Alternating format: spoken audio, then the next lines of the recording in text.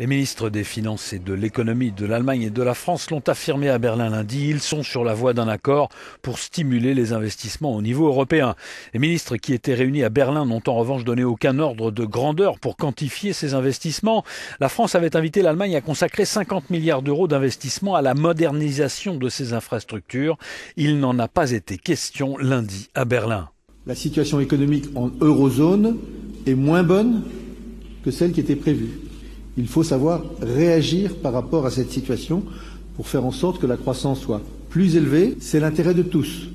C'est évidemment l'intérêt de la France, qui a un énorme problème de reconstruction de son outil industriel et de lutte contre le chômage, et en particulier le chômage des jeunes.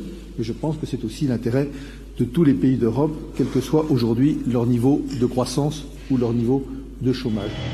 Pour l'Allemagne, la clé de la guérison de la zone euro, c'est la confiance qui passe par l'assainissement des finances publiques et les réformes structurelles.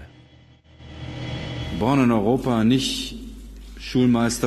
Europe, on n'a pas besoin de faire des chichis ou bien de se taper dessus. Chacun doit essayer de relever ces défis dans l'intérêt commun européen.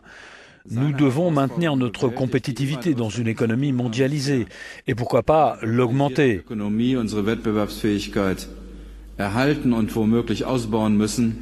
On pourra alors conserver nos standards sociaux comme la sécurité sociale, mais aussi continuer à maîtriser efficacement nos missions culturelles et environnementales.